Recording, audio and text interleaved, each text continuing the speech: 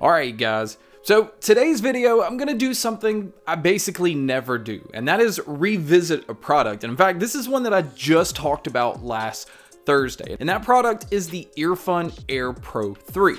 Now the reason I want to go ahead and revisit this is the product just got released last week, and they already released an update on Friday. Now normally this isn't something that I would talk about, but some of my complaints, and really the only complaint that I had on Thursday, was the way that these earbuds were tuned out of the box. Now there's a lot of companies, a lot of earbuds that I've tested.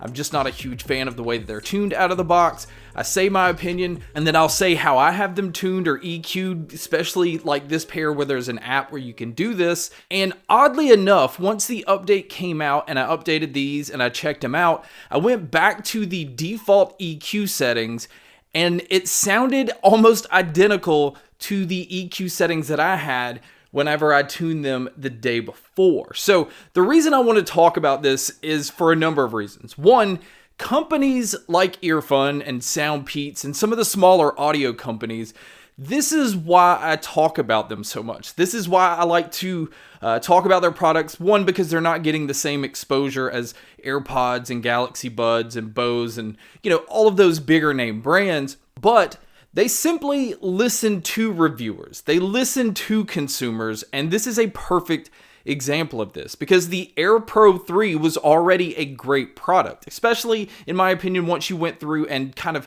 fine-tuned the EQ settings and got it to sound just right. And I think maybe a lot of people would have even been happy with the way that it sounded out of the box. But I don't know that they listen to me. I don't know that it has anything to do with it, but I find it very odd that the tuning with the new update, just the default tuning, almost identically matches the tuning that I had, especially if I kind of did a side-by-side on how it sounded. Obviously, once I updated it, it changed the way that they sounded altogether. And to me, that's impressive because I was pretty blown away that it was that quick and it almost identically matched the only issue that I had with these. So right now, being able to get these for $59, and now the way that they're tuned out of the box, plus all of the features, and I'm going to run through them real quick, but if you do want to watch the original review, I'll have that linked in the description as well.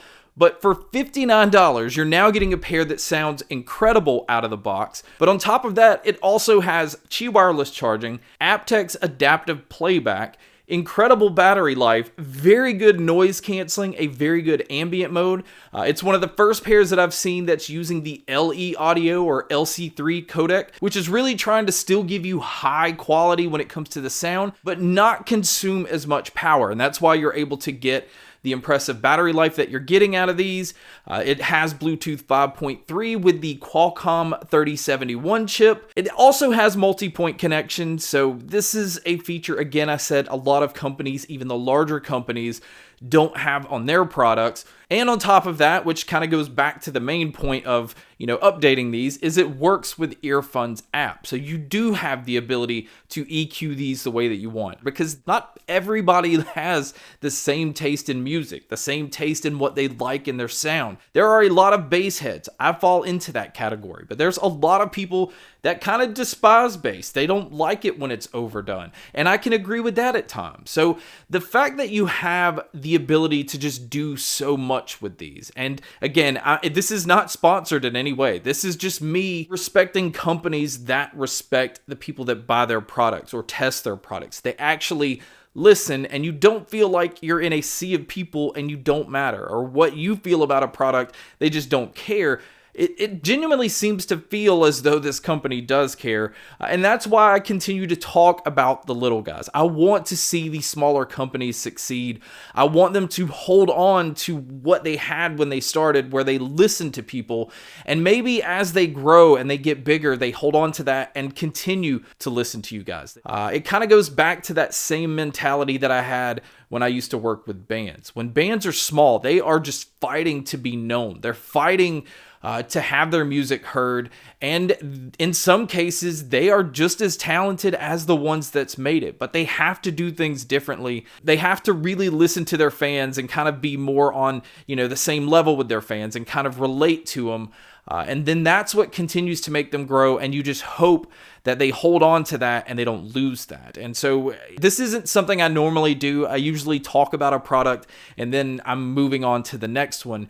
But I do want to start revisiting products, especially when companies are taking that extra step to make their product that much better. If you're going to improve it or you're going to listen to people, I think it's only fair that the complaints or any issues that I have, I revisit and bring that to my audience. So EarFun, I don't even know if you meant to do this, but this really is a nice move. But guys, that's my video on revisiting the EarFun Air Pro 3. Thank you so much for checking out this video. Thank you so much for checking out all the other videos. And as always, make sure to stay tuned for more.